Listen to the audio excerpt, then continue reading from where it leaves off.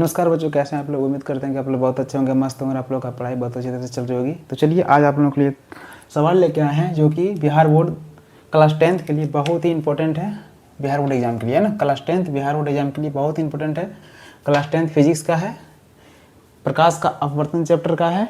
ठीक है, लेंस सूत्र को सत्यापित करें। किसमें? अवतल लेंस में। अवतल लेंस में लेंस सूत्र को सत्यापित करना है। ठीक है, बिहार बोर्ड में 6 अंक में पूछा जाता है। कितना अंक में?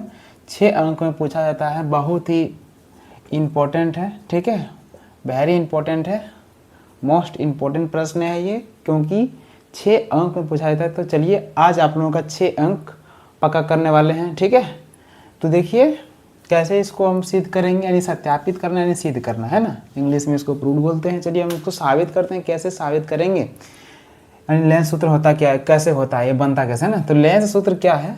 लेंस सूत्र है क्या? लेंस सूत्र पता है? ये ऑब्जेक्टिव में प्रश्न आता है लेंस सूत्र, जैसे 1/v माइनस 1/u बराबर 1/f, या तो ऐसे रहेगा 1/f बराबर 1/v माइनस 1/u। ऐसे पूछा जा सकता है या ऐसे पूछा जा सकता है। ये ऑब्जेक्टिव में भी आता है। किस में आता है? ऑब्जेक्टिव में। ऑब्जेक्टिव यानी 1 नंबर प्रश्न में पूछा जाता है, जिसमें 1 अंक दिया जाता है ना, तो उसमें वस्तुनिष्ठ प्रश्न ये पूछा जाता है। बहुत ही इंपॉर्टेंट है ऑब्जेक्टिव के लिए और सब्जेक्टिव के लिए। आप लोग को बता रहे हैं किसमें? 6 अंक के लिए बता रहे हैं ना। किसके लिए? 6 अंक के लिए। चलिए आप लोग इस चैनल पर नए हैं तो इस चैनल को सब्सक्राइब कर लें और अपने मित्र के पास भी शेयर कर दें। ठीक है, तो चलिए हम सवाल को सिद्ध करते हैं। पहले सवाल है, अवतल लेंस में लेंस सूत्र को सत्यापित करें। सबसे पहले अवतल लेंस बनाएंगे। क्या बना लेंगे हम? अवतल लेंस बना लेते हैं। तो एक पहले हम अवतल लेंस बना लेते हैं। ठीक है, चलो देखो ये अवतल लेंस बन गया। ठीक है, अब इसमें लेंस का द्वारक हम देते हैं, बीचों बीच होता है लेंस का द्वारक, जैसे दर्पण का द्वारक होता है, सेम लेंस का द्वारक उसी प्रकार होता है। ठीक है, और इसके जो बीच में खींचा जाता है ये लाइन, इसका है प्रधान अक्ष नाम। क्या नाम है इसका? प्रधान अक्ष। इसको हम प्रधान अक्ष बोलेंगे, या क्या बोल सकते हैं इसको? मुख्य अक्ष बोल सकते हैं। यह बिंदु O है, जिसको हम लोग प्रकाशीय केंद्र कहेंगे, है ना। आज पूरे लेंस को हम L मान लेते हैं। ठीक है, अब देखो इसमें क्या होता है, 2 को फोकस होता है। एक फोकस इधर होगा और एक फोकस इधर होगा। इधर फोकस, इधर फोकस डैश यानी एफ डैश दे देंगे। ये इधर होगा फोकस का दुगुनी, फोकस का दुगुनी। ठीक है, और ये हो जाएगा आपका फोकस का दुगुनी, यानी देखो फोकस का दुगुनी वक्रता केंद्र। वक्रता केंद्र को भी फोकस का दुगुनी कहते हैं। यहाँ से यहाँ तक की दूरी को वक्रता केंद्र की वक्रता त्रिज्या भी होगा। दूरी को वक्रता त्रिज्या कहते हैं, इसको वक्रता केंद्र कहते हैं। यहाँ से यहाँ तक की दूरी को वक्रता त्रिज्या कहते हैं। लेंस है चाहे दर्पण रहे, हम पढ़े हैं क्या, एफ और आर के बीच का संबंध एफ बराबर r/2 यानी r बराबर 2f, यानी वक्रता त्रिज्या होता है फोकस का दुगुनी होता है ना। सेम बातें हैं। तो यहाँ पे इसका एफ डैश ये दे देते 2f डैश, 2f डैश दे देते हैं, सॉरी 2f डैश। ठीक है ना, एफ डैश देते हैं, 1 2 नहीं, 2f डैश। ठीक है, अब देखो अब होता क्या है, यहाँ पे इस अनंत और कहाँ पे, अनंत और 2f के बीच एक वस्तु को रखा जाता है। हम रख देते हैं अनंत और 2f के बीच एक वस्तु को जब रखा जाता है, यहाँ पे क्या होता है, एक वस्तु को रखा जाता है, तो इसका प्रतिबिंब कहाँ बनता है? तो ये पहले जाएगा किधर? तो ये जाएगा प्रधान अक्ष के समांतर लेंस की ओर। प्रधान अक्ष के समांतर किधर जाएगा? प्रधान अक्ष के समानांतर, फिगर बड़ा बन गया है ना, प्रधान अक्ष के समानांतर लेंस की ओर जाएगा। ठीक है, ये लेंस की ओर गया और यहाँ से अपवर्तित होकर के ये फैल जाएगा, है ना, ये दूर निकल जाएगा, ऐसे ऐसे फैल जाएगा। ठीक है, और यहाँ से कोई भी किरण अगर गुजरेगा तो वह सीधा मुड़ जाएगा, बिना सीधा निकल जाएगा, बिना मुड़े, है ना, सीधा निकल जाएगा। और हमें लगेगा क्या, ये जो किरण गया है इस फोकस से होकर गया है, हमें एक आभास होगा। ये क्या होगा? हमें आभास होगा, ना कि दिखाई पड़ेगा, है ना। हम इसको क्या कल्पना कर सकते हैं, इसीलिए एक काल्पनिक रेखा भी इसको बोलते हैं। डॉट रेखा को क्या बोलते हैं? काल्पनिक रेखा। तो हम कल्पना कर सकते हैं कि यहाँ से लाइन वो गया है, ये किरण जो है यहाँ से गया है, मन में एक कल्पना होगा, आभास होगा, है ना। तो देखो जहाँ पे ये कटा, अब देखो यहाँ से गया तो देखो इस जगह पे कटा है ना, अब यहाँ पे कटान बिंदु जो है दोनों तरफ का, तो ये जो कटा ना, यही क्या है आपका, तो यही हो जाएगा आपका प्रतिबिंब, प्रतिबिंब का नाम देते हैं ए बी, सॉरी वस्तु का नाम ए बी और प्रतिबिंब का नाम ए डैश बी डैश, है ना, ये रख देंगे। और यहाँ का नाम देते हैं एम इसका, ठीक है। ये बिंदु जो बना, इस बिंदु का नाम हम एम रख देते हैं, ठीक है, क्या रख दें, एम। अब हम क्या करेंगे, इसको हम बनाएंगे, ठीक है। चलो देखो हम लिखते हैं, माना कि एल, एल एक अवतल लेंस है। कौन सा लेंस है, अवतल लेंस है, अवतल लेंस है, जिसमें आपका क्या क्या दिया हुआ है, जिसमें अब एक बात, जो u v f 3 बात होता है ना, तो u जो होता है वो वस्तु दूरी होता है, v जो होता है वो क्या होता है आपका प्रतिबिंब दूरी, f होता है फोकस दूरी। तो वही बात, जिसमें वस्तु दूरी, तो प्रकाशीय केंद्र और वस्तु जहाँ पे रखा गया उस के बीच की दूरी को वस्तु दूरी कहेंगे। कहाँ है, a और o के बीच, o और a, o a बराबर क्या हो जाएगा, u। प्रतिबिंब दूरी क्या होगा, प्रतिबिंब दूरी ओ ए डैश बराबर क्या हो जाएगा, v। और फोकस दूरी क्या होगा, फोकस दूरी यहाँ से यहाँ तक ओ एफ बराबर क्या हो जाएगा आपका, छोटी f, है ना, क्या हो जाएगा, छोटी f। तो हमें सिद्ध क्या करना है, हमें सिद्ध करना है कि, या साबित करना, जो लिख सकते हो, सिद्ध करना है कि 1/v माइनस 1/u बराबर 1/f, यही तो सिद्ध करना है ना। चलो हम प्रमाण में चलते हैं। प्रमाण में अब ध्यान देना, यहाँ पे हम 2 त्रिभुज लेके चलेंगे, जैसे हम उत्तल लेंस में किए हैं। आप लोग अगर उत्तल लेंस का वीडियो नहीं देखे हैं, यही सूत्र को हम उत्तल लेंस में सिद्ध किए हैं। अगर वीडियो नहीं देखे हैं तो चैनल पर वीडियो डाला गया है, वहाँ जाके आप लोग देख सकते हैं, ठीक है। तो चलिए यहाँ पे देखते हैं हम इसको, क्या उसमें बताए थे क्या कि त्रिभुज समरूप दिखाने के लिए, समरूप का मतलब क्या, एक जैसा दूसरा का त्रिभुज, एक जैसा दूसरा वस्तु, इस वस्तु के जैसा सेम वो वस्तु आना चाहिए। तो 2 वस्तु सेम दिखाता तो समरूप होगा। सेम बात है यहाँ की, जब तक 2 नहीं लेंगे तो समरूप होगा नहीं, इसीलिए हमको 2 त्रिभुज लेना पड़ेगा। तो 2 त्रिभुज क्या लेते हैं, पहला त्रिभुज देखो, हम देखो हाथ घुमा रहे हैं, यहाँ ध्यान देना, ये देखो हाथ घूम रहा है मेरा, ये बड़ा त्रिभुज यानी ए ओ बी, और छोटा त्रिभुज देखो, इसी के अंदर एक छोटा त्रिभुज बना है, यहाँ पे देखो, है ना, ये त्रिभुज, ये दोनों त्रिभुज लेंगे और चलेंगे। अब ये देखो, ये 90 डिग्री कोण है, तो जिस त्रिभुज का एक कोण 90, तो वो क्या होता है, समकोण त्रिभुज। अब समकोण त्रिभुज किसमें, ओ ए बी तथा त्रिभुज ओ ए डैश बी डैश, है ना, ये दोनों त्रिभुज लेके चलेंगे, ठीक है। अब देखो यहाँ का कोण, यहाँ का कोण 90 आपस में बराबर होगा, तो लिखते हैं यहाँ पे कोण ई वाला, ओ ए बी बराबर कोण ओ ए डैश बी डैश, ये दोनों क्या है, प्रत्येक कोण 90 है, ठीक है। अब ध्यान देना, बड़का त्रिभुज ऐसे बना है कि नहीं, ध्यान दो, यहाँ है ना, ऐसे है, और इसी के अंदर एक छोटा त्रिभुज यहाँ बना है, और दोनों में ये कोण बराबर है, क्योंकि ये त्रिभुज पे भी हाथ घुमा रहे हैं, ये कौन आ रहा है, और ये त्रिभुज हाथ घुमा रहे हैं, ये कौन आ रहा है, कौन सा छोटा बड़ा नहीं हो रहा है, कौन तो वही है, कौन का साइज उतने है, तो जितना बड़का त्रिभुज का कौन होगा उतना छोटा त्रिभुज का कौन होगा, इसलिए दोनों का कौन आपस में क्या होगा, समान होगा। तो बड़का त्रिभुज का क्या हो जाएगा, ओ ए ओ बी, और छोटका त्रिभुज का क्या हो जाएगा, ए डैश ओ बी डैश, है ना, ए डैश ओ बी डैश। ये आपका कौन सा कौन कहलाएगा, उभयनिष्ठ।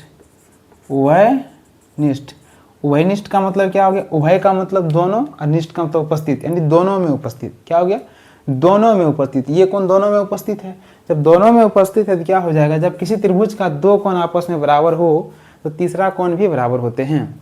अगर किसी त्रिभुज का आपस में 2 कोण बराबर हो गए, तीसरा कोण भी बराबर होंगे, और किसी त्रिभुज का 2 कोण भी बराबर होते, त्रिभुज समरूप हो जाते हैं, क्योंकि तीसरा कोण बराबर होते हैं। तो 2 को बराबर हो गया तो तीसरा नहीं भी लिखेंगे तो चलेगा, लिखेंगे ए समरूपता, यानी एंगल समरूपता प्रमेय से। ये आपका एक प्रमेय होता है जो बताता है कि अगर किसी त्रिभुज का 2 कोण बराबर हैं, यानी पहला त्रिभुज का 2 कोण दूसरा त्रिभुज का 2 कोण आपस में बराबर हैं, तो तीसरा का कोण बराबर होंगे। जब 2 कोण बराबर होंगे त्रिभुज दोनों समरूप हो जाएंगे, ठीक है, क्योंकि तीसरा बराबर हो जाएगा, इसलिए त्रिभुज समरूप हो जाएगा। चलो, ए समरूपता प्रमेय से क्या त्रिभुज दोनों समरूप होगा, क्या होगा त्रिभुज का नाम, त्रिभुज ओ ए बी समरूप। यह समरूप का चिन्ह है, त्रिभुज ओ ए डैश बी डैश। ठीक है, यहाँ तो कोई दिक्कत नहीं। फिर हम जानते हैं फिर क्या होता है, समरूप त्रिभुज का क्या होता है, समरूप त्रिभुज का संगत भुजाएं समानुपाती होते हैं। सम अनुपाती है ना, क्या होते हैं, हम जानते हैं कि समरूप त्रिभुज का संगत भुजाएं समानुपाती होते हैं। अब दोनों त्रिभुज का आपको संगत भुजा लेना है और समानुपाती दिखाना है।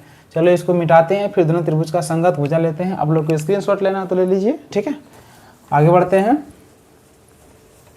चलो देखो यहाँ पे, अब संगत भुजाएं समानुपाती होती है। संगत भुजा होता क्या है, दोनों त्रिभुज में संगत भुजा क्या है, यही बात तो मालूम नहीं है ना। चलो देखो, ध्यान दो उधर, ये है आपका बड़का त्रिभुज। अब इसी में छोटा त्रिभुज, इसको काट के नीचे लिख देते हैं, ऐसे लिख, छोटा है छोटा बना देते हैं। इसका नाम था बी ए ओ, इसका नाम है बी डैश ए डैश ओ। अब ध्यान देना, इसका संगत ये हो जाएगा, इसका संगत ये हो जाएगा, यानी ये जो खड़ा है ये खड़ा है, दोनों आपस में संगत हो जाएगा। तो हम लिख देते हैं क्या, ए बी बटे ए डैश बी डैश बराबर ओ ए बटे ओ ए डैश, है ना। क्या लिखेंगे, ओ ए बटे ओ ए डैश, समीकरण फर्स्ट। फिर त्रिभुज लेके चलेंगे दूसरा, फिर समकोण त्रिभुज, ध्यान देना आप कौन सा लेंगे। अब इधर का हो गया, अब ध्यान दो यहाँ पे, इसको हम काल्पनिक को पहले मिला देते हैं, सीधा बन जाएगा, रेखा बन जाएगा ना, ये सीधा हो गया। अब देखो ये भी मिल जाएगा ये दो आरक के साथ। तो यहाँ पे देखो एक त्रिभुज बन रहा है, बड़ा बन रहा है, ऐसे ही के अंदर एक छोटा त्रिभुज है ना। अब दोनों त्रिभुज लेके चलेंगे। बड़ा त्रिभुज का नाम क्या है, एम ओ एफ तथा त्रिभुज कौन सा, बी डैश ए डैश एफ में। अब इसमें भी देखो, यहाँ का कोण 90 हो जाएगा, क्योंकि आपस में दोनों बराबर है, क्योंकि वो 90 डिग्री पे खड़ा है ना, लंबवत है, इसलिए लिखेंगे एम ओ एफ बराबर कोण बी डैश ए डैश एफ बराबर 90 डिग्री, प्रत्येक 90 है। अब इसमें भी ये कोण दोनों में उपस्थित है, तो लिखेंगे ओ एफ एम बराबर ए डैश एफ बी डैश, उभयनिष्ठ है दोनों में, तो सीधा लिख देंगे उभयनिष्ठ। उभयनिष्ठ का अर्थ हो गया, उभय मतलब दोनों, अनिष्ठ का मतलब उपस्थित, यानी दोनों में उपस्थित। ठीक है, चलो अब यहाँ भी दो कोण बराबर हो गया, तो ए समरूपता प्रमेय से क्या हो जाएगा, ए समरूपता प्रमेय से दोनों त्रिभुज समरूप हो जाएगा, यानी त्रिभुज एम ओ एफ समरूप का चिन्ह ऐसा होता है, समरूप त्रिभुज बी डैश ए डैश एफ। फिर वही बात क्या कि हम जानते हैं कि समरूप त्रिभुज के संगत भुजाएं समानुपाती होते हैं, इसीलिए इसका फिर यहाँ लिख लेना है, हम जानते हैं कि, यही बात लिखना है ना, यही बात यहाँ पे लिखना है कि समरूप त्रिभुज के संगत भुजाएं समानुपाती होते हैं। तो इसमें भी संगत भुजा क्या है, अब देखो ये बड़का का ये और छोटका का ये, बड़का का क्या है ओ एम और छोटका का क्या है ए डैश बी डैश, है ना। अब ध्यान देना इधर ये वाला बड़ा वाला ओ एफ, बड़का का ओ एफ, छोटका का ओ ए डैश, बड़का का ओ एफ और छोटका का ओ ए डैश। ठीक है, अब यहाँ तक कोई दिक्कत नहीं, यहाँ तक समझ गए आप लोग। चलो उधर मिटाते हैं। ठीक है, अब देखो यहाँ पे क्या करेंगे हम। अब एक बात पता होनी चाहिए, यहाँ पे ध्यान देना, जब कोई दो भुजा आपस में समांतर हो जाते हैं, ये दोनों समांतर है, ये दोनों किरण समांतर है, मतलब दोनों रेखा समांतर है। समांतर का मतलब समान अंतर, जितना अंतर यहाँ रहेगा उतने अंतर यहाँ रहेगा, उतने अंतर यहाँ, मतलब कहीं भी मापेंगे तो अंतर समान होगा, बराबर होगा, कहीं अलग नहीं होगा। इसलिए जब जितना लंबाई यहाँ है उतने लंबाई यहाँ होगा, यानी जितना ऊंचाई यहाँ, जितना यहाँ पे डिफरेंट है उतने डिफरेंट वहाँ होगा। तो यानी ए बी जो है और ओ एम आपस में क्या होंगे, दोनों बराबर होंगे, क्योंकि दोनों का लंबाई सेम है, दोनों का लंबाई इक्वल है। इसलिए चूंकि ए बी बराबर ओ एम है ना। अब देखो जहाँ पे ओ एम है इस जगह पे ए बी हम लिख सकते हैं, क्योंकि आपस में दोनों बराबर है। तो लिखेंगे यहाँ पे ए बी बटे ए डैश बी डैश बराबर ओ एफ बटे ओ ए डैश, समीकरण सेकेंड। अब समीकरण फर्स्ट और सेकंड को तुलना करो, समीकरण फर्स्ट और सेकंड को तुलना करो। देखो समीकरण फर्स्ट एवं सेकंड से, समीकरण फर्स्ट एवं सेकंड से क्या हो जाएगा, देखो दोनों एक दो को मिलाओ। अब देखो दोनों का LHS ध्यान दो, पहले इधर का देखो LHS और यहाँ का देखो LHS आपस में बराबर है कि नहीं। जब दोनं का LHS बराबर है तो दोनों का RHS भी क्या हो जाएंगे, बराबर होंगे, यानी इसके बराबर इधर वाला हो जाएगा RHS आपस में बराबर होंगे। यहाँ पे RHS क्या है OA और बटे यहाँ पे क्या है OA डैश, इधर क्या है OF और बटे OA डैश, है ना। चलो यहाँ तक बातें क्लियर है, मिटाते हैं इधर, स्क्रीनशॉट ले लीजिए तब तक। अब ध्यान देना एक बात, क्या देखना है यहाँ पे। अब देखो ओ ए डैश को कुछ नहीं करेंगे, ओ ए लिखे, सॉरी ओ ए को कुछ नहीं करेंगे, ओ ए लिखेंगे। ओ ए डैश को ओ ए डैश ही रहने देंगे। ओ एफ को हम एक बात, ओ एफ को भी ओ एफ रहने दें, नहीं ओ एफ को हम एक बात लिख सकते हैं, ओ एफ को, इतना बड़ा बात को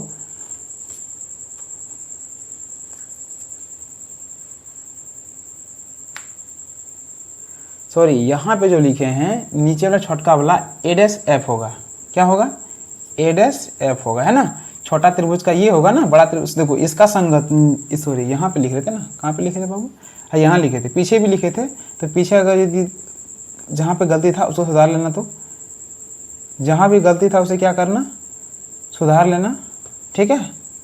जहाँ भी पीछे, जहाँ पे हम पीछे ये वाला बात लिख दिए हैं उसको इसकी जस्ट ऊपर में, इसके जस्ट ऊपर में जो यहाँ होगा इस जगह पे नीचे, वहाँ पे इसको सुधार लेना है, ठीक है। क्योंकि यहाँ पे देखो छोटा त्रिभुज का संगत भुजा क्या होगा, ए डैश एफ होगा, ए डैश एफ नीचे वाला है ना, ए डैश एफ होगा, तो पीछे वाला सुधार लेना, ठीक है। यहाँ मिट चुका है मेरा, तो पीछे सुधार लेना है, ठीक है ना।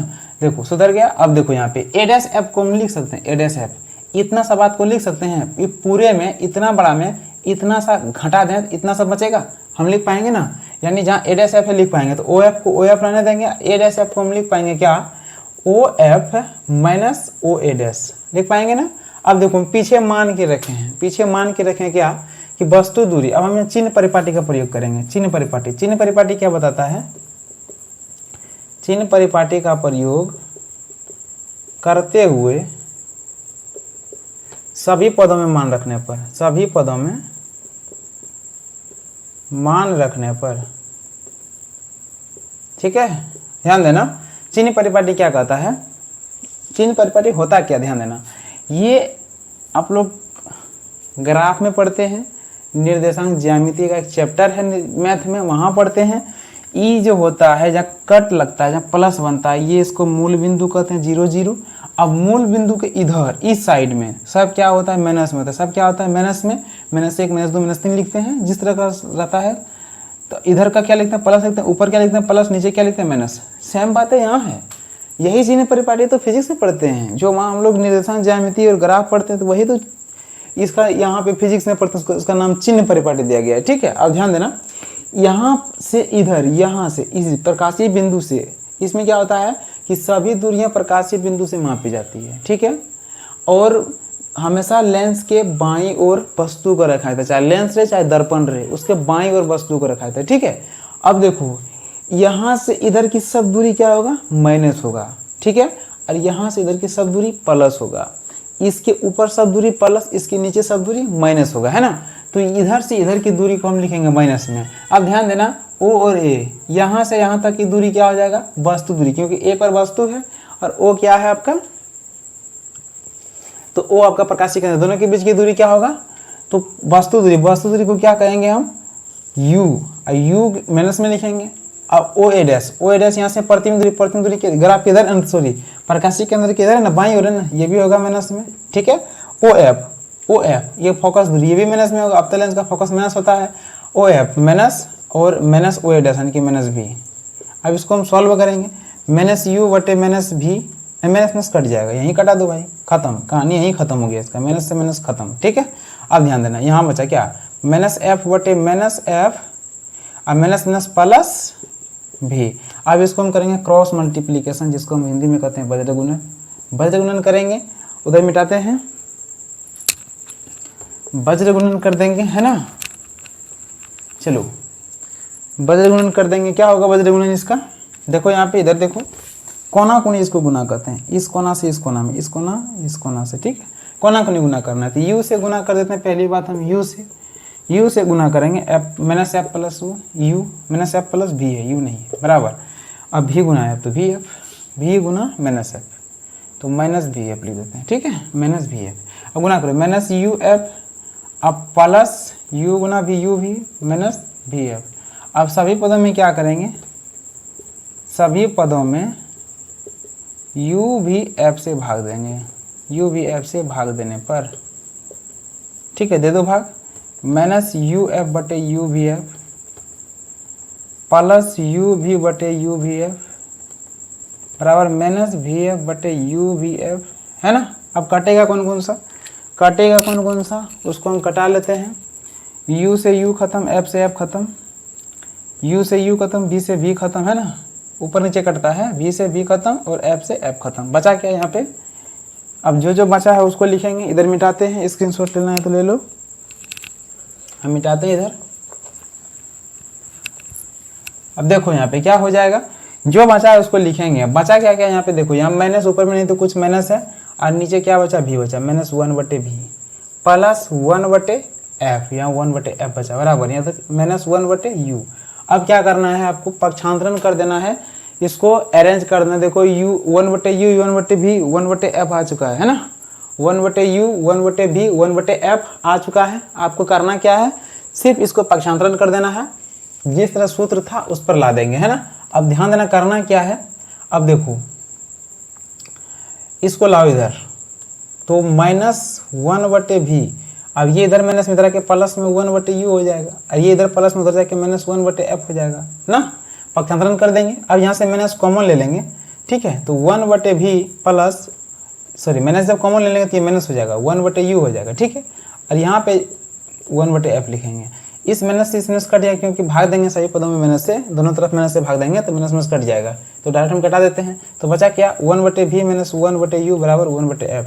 यही हमें सिद्ध करना था, यही था आपका क्या, लेंस सूत्र। यही क्या है, लेंस सूत्र। और हो गया यह क्या, सिद्ध। क्या हो गया, सिद्ध हुआ, है ना। क्या हो गया, ये सिद्ध हुआ, यानी प्रूव्ड, प्रूव्ड हो गया। क्या हो गया, प्रूव्ड हो गया। यही करना था हमें, प्रूव्ड। समझ गया ना। तो बताइए आप लोगों को वीडियो कैसा लगा। अगर वीडियो अच्छा लगा है तो चैनल को सब्सक्राइब कर लें और अपने मित्र में शेयर कर दें। मिलते हैं किसी नेक्स्ट वीडियो में, तब तक के लिए जय हिंद, वंदे मातरम, बाय बाय।